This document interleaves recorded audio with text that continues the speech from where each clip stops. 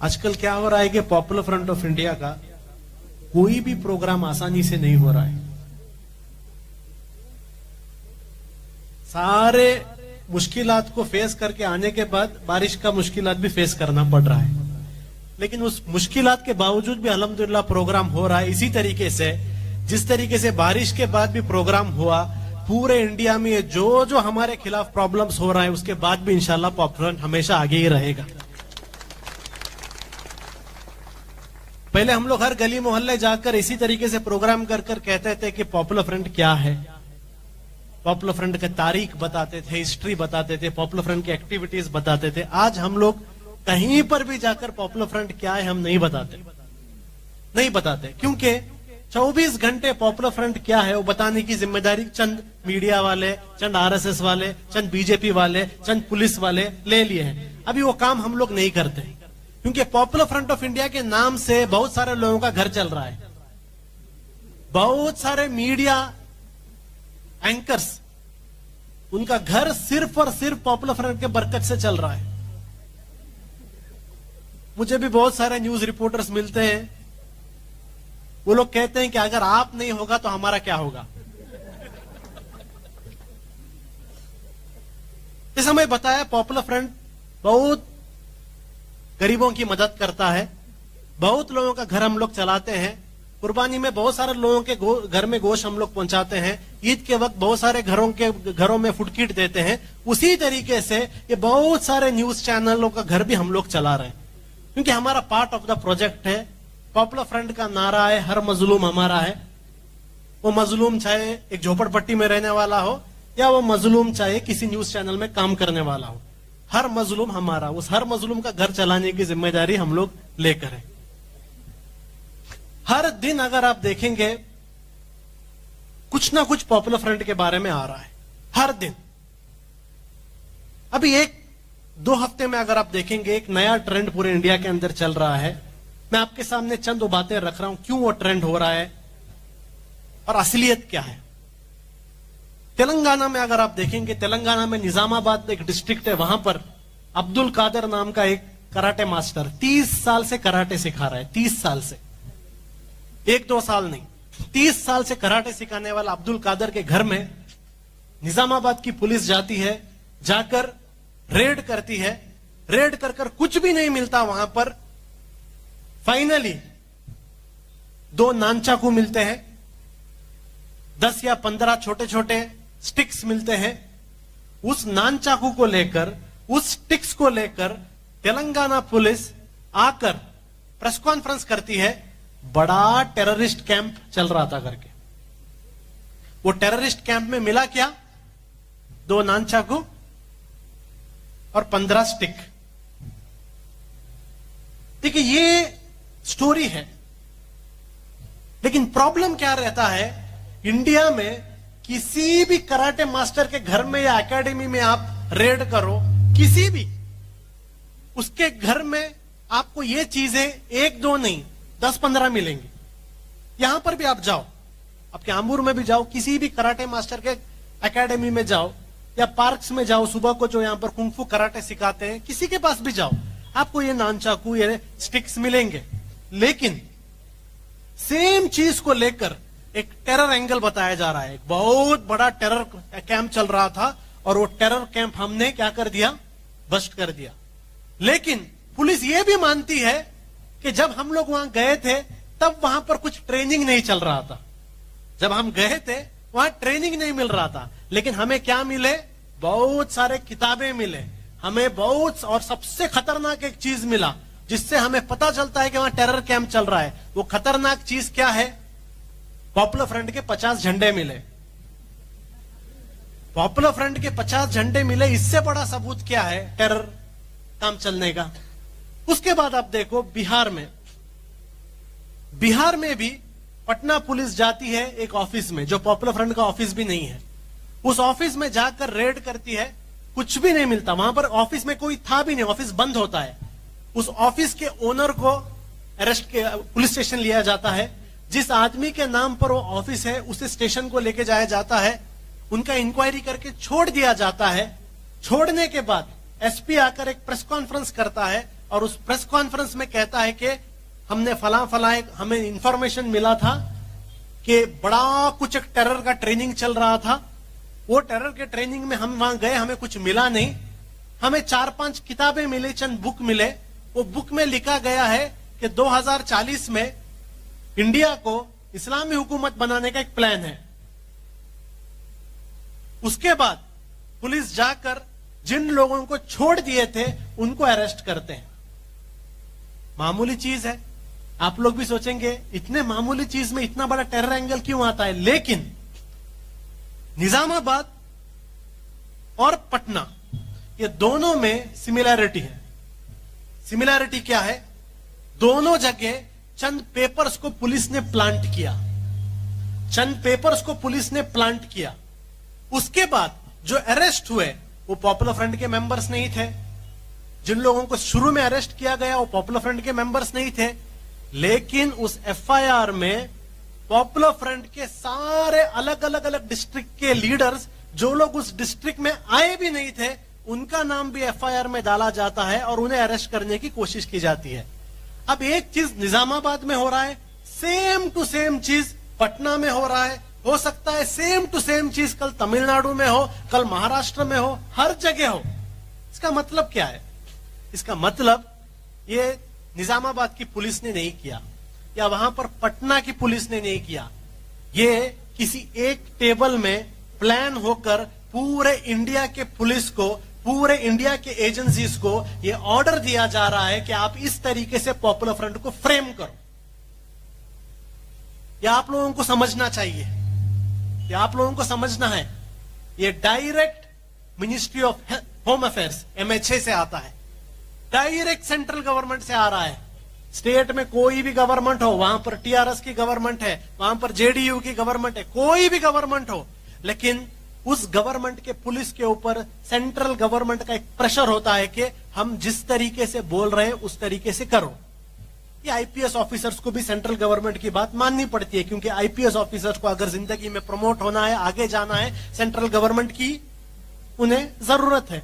Central government के खिलाफ वो जा नहीं सकते, होम मिनिस्ट्री के खिलाफ IPS ऑफिसर्स भी जा नहीं सकते। इन IPS ऑफिसर्स पर सेंट्रल गवर्नमेंट का प्रेशर होता है कि केस क्रिएट करो। उदयपुर में 2 लोगों ने मिलकर एक आदमी का कत्ल किया, उसके बाद पूरे मुसलमानों का नाम खराब कर दिया गया।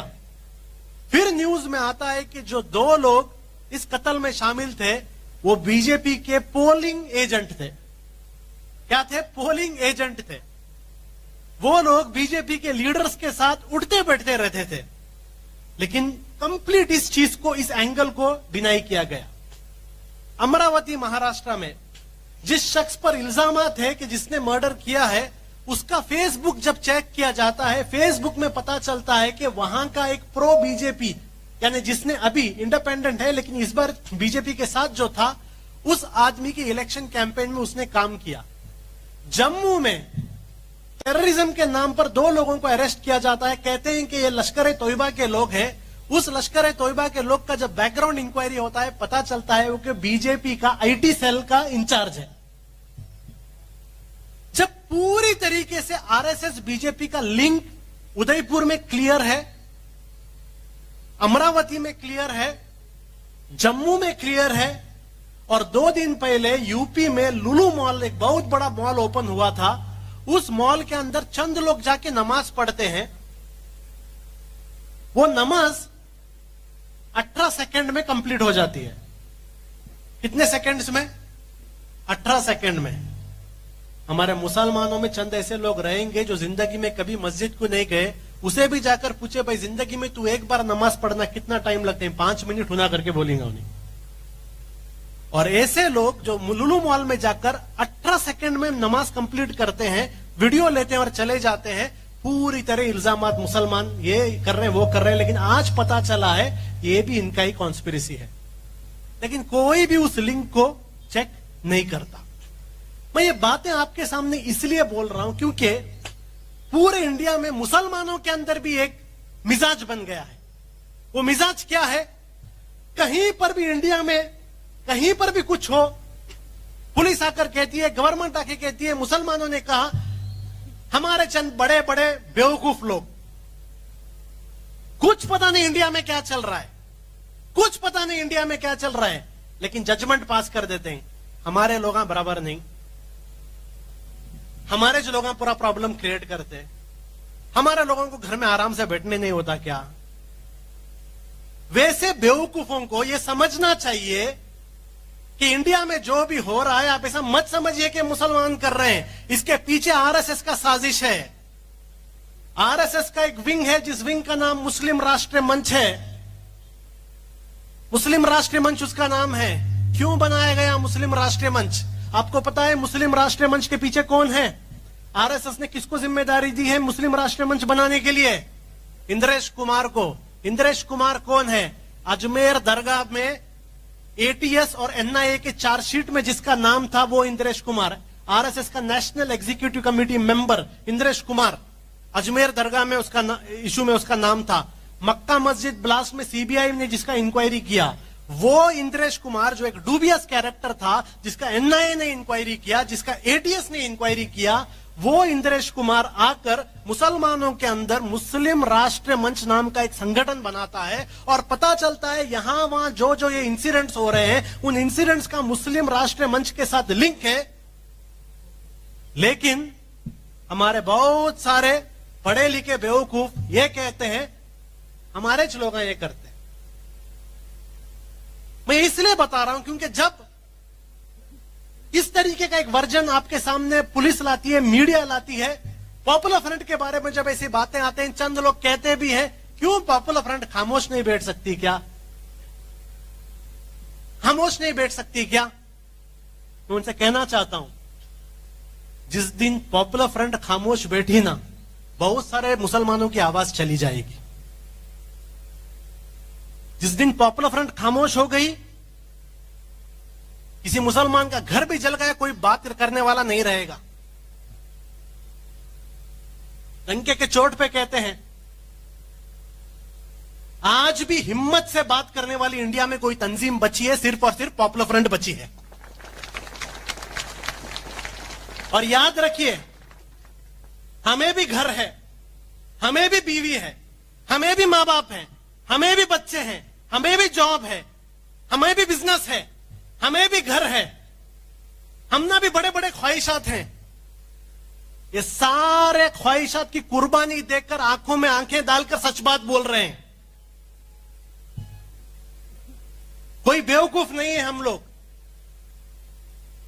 आज सच बात बोलना बहुत हिम्मत है। नबी करीम सल्लल्लाहु अलैहि वसल्लम ने एक जमाने में कहा था, एक जालिम हुक्मरान के सामने हक की बात कहना सबसे बड़ा जद्दोजहद है। चंद लोग सोचते थे क्या भाई हक की बात बोलना कौन सा बड़ा जद्दोजहद करके। आज देखो इंडिया के अंदर सबका मुंह बंद है, सबका मुंह बंद है, बड़े बड़े ऑपोजिशन का मुंह बंद है। ऐसे टाइम पर गली से लेकर हर बड़े बड़े शहर तक अगर इस बीजेपी, इस आरएसएस के जुल्म के खिलाफ बात करने वाली कोई तंजीम है, वो सिर्फ पॉपुलर फ्रंट ऑफ इंडिया है। बहुत हिम्मत चाहिए ये बातें बोलने के लिए। ये बातें बोलने की वजह से हमारे मेंबर्स जेल में हैं। वो मेंबर्स को भी घर है, उनको भी फैमिली है, उनको भी बच्चे हैं, उनको भी सपने हैं। बेकार रास्ते में चलने वाले नहीं हैं, सब है उनका। जेलों में डाला गया है। अंशद बी फिरोज नाम के हमारे 2 मेंबर 2 साल से यूपी के जेल में। और बेकार कौन से केस बना के हमारे मेंबरों को जेलों में डाला गया। क्या समझे बेकार लोग? क्या कुछ काम धंधा नहीं? क्या बेकार लोग यहां फिरते रहते, कुछ काम नहीं, चलो भाई जानते जेल में? नहीं।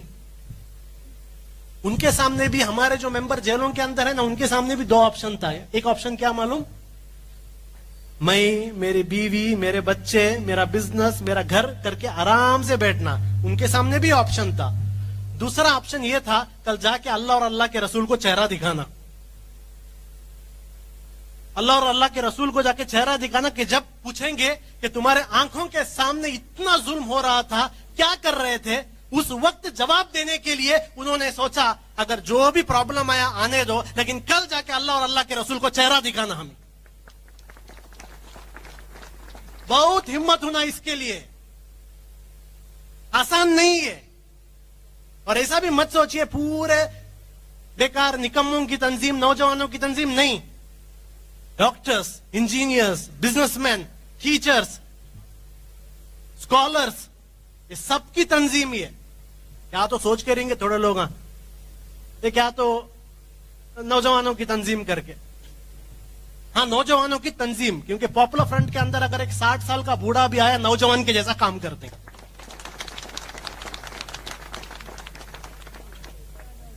तो इस तरीके से टारगेट किया जा रहा है। उसकी रीजन भी है क्योंकि हक की बात बोल रहे हैं। जो जुल्म चल रहा है उसको जुल्म बोल रहे हैं, पॉलिश करके बात नहीं कर रहे हैं, पॉलिशिंग नहीं कर रहे। और इसलिए इतने पूरे आफतें हमारे ऊपर हम लोग डाल रहे हैं। तेलंगाना में, बिहार में आप देखिए हर जगह इस तरीके से हो रहा है। पर आप लोग भी सोचो, क्या गवर्नमेंट के सामने दूसरे काम नहीं? क्या इंडिया की इकोनॉमी पूरी तरीके से बर्बाद हो गई है। चाइना हर दिन इंडिया को प्रॉब्लम क्रिएट करने की कोशिश कर रहा है।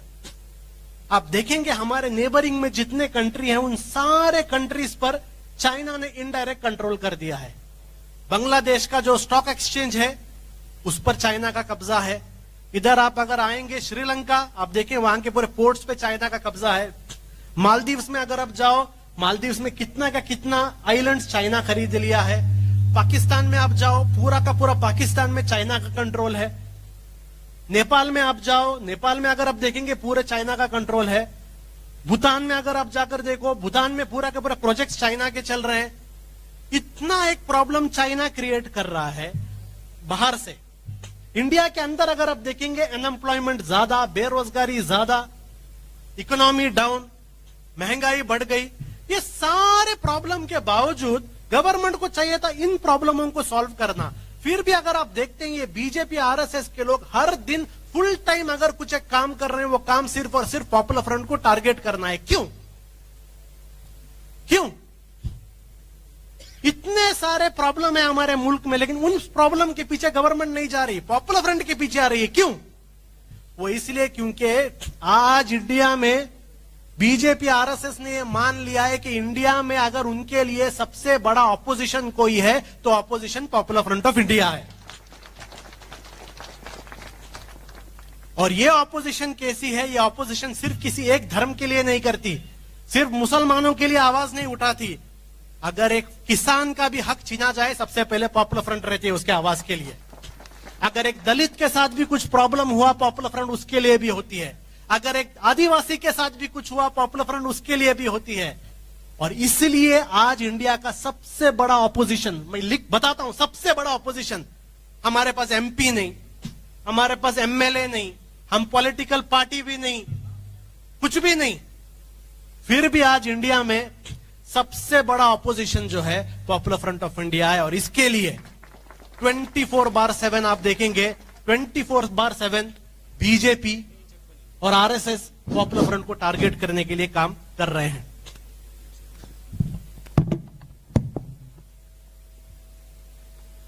इससे पहले आरएसएस ने हमें टारगेट करने के लिए दूसरे रास्ते अपनाए थे। आप ऐसा मत समझिए कि यह तंजीम सिर्फ बड़े बड़े प्रोग्राम करती है। हमारे बहुत सारे मेंबरों को आरएसएस के गुंडों ने कत्ल भी किया है। हाल ही में शान नाम के हमारे एक भाई का केरला में उसको शहीद किया गया। पालक्काड में हमारे एक भाई को शहीद किया गया। कर्नाटक में किया गया।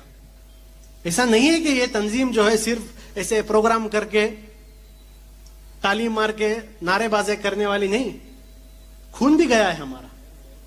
लेकिन आरएसएस ने सोचा था कि इनके मेंबरों को टारगेट करके ये पूरी की पूरी तंजीम को क्या होगा, दबा देंगे, ये डर कर अपने अपने घरों के अंदर छुप जाएंगे। लेकिन पॉपुलर फ्रंट का डीएनए ऐसा है, जब जब हमारा एक एक भाई शहीद हुआ है, पॉपुलर फ्रंट का हर एक मेंबर 100 टाइम ज्यादा एक्टिव हुआ है। और आरएसएस बीजेपी ने इस बात को समझ लिया है कि इनको इस तरीके से टारगेट करके कुछ नहीं होता, और आरएसएस ने हार मान ली है। उसके बाद अभी आरएसएस ने कॉन्ट्रैक्ट एनआईए को दिया है, कॉन्ट्रैक्ट ईडी को दिया है, कॉन्ट्रैक्ट इनकम टैक्स को दिया है, कॉन्ट्रैक्ट अलग अलग अलग स्टेट्स में पुलिस को दिया है, एटीएस को दिया है कि भाई हमसे पॉपुलर फ्रंट रुक नहीं सकती। हम बहुत कोशिश की इनको रुकने के लिए, हमारे से इनको रोका नहीं जा सकता, अभी आप लोग रोको। और इसलिए आप देख रहे हैं ये पूरा एक कैंपेन हमारे अगेंस्ट चलाया जा रहा है। लेकिन हमें, मैं सच बताता हूं, हमें उतना फिक्र नहीं है, हमें उतना फिक्र नहीं है। लोग पूछ रहे हैं आपके खिलाफ इतना कुछ चल रहा है, फिर भी आप ऐसे प्रोग्राम करते बैठे हैं। भाई आप थोड़े दूसरे काम करो, अपने आप को बचाओ। इतना चल रहा है आपके खिलाफ और अभी यहां पर आप आकर एक मोहल्ले में प्रोग्राम कर रहे हैं। देखिए, हमें नबी करीम सल्लल्लाहु अलैहि वसल्लम की वो हदीस याद है जिसमें आप सल्लल्लाहु अलैहि वसल्लम ने फरमाया, अगर तुम्हारे सामने कयामत आ रहा है, तुम्हारे आंखों के सामने कयामत आ रहा है और तुम्हारे हाथ में एक पौधा है, तो कयामत की फिक्र मत करो, उस पौधे को बो। तो हमारे सामने क्या प्रॉब्लम आया तो हम उस प्रॉब्लम की फिक्र नहीं करते, हमारा जो एजेंडा है हम उस एजेंडा को आगे लेके ही जाएंगे।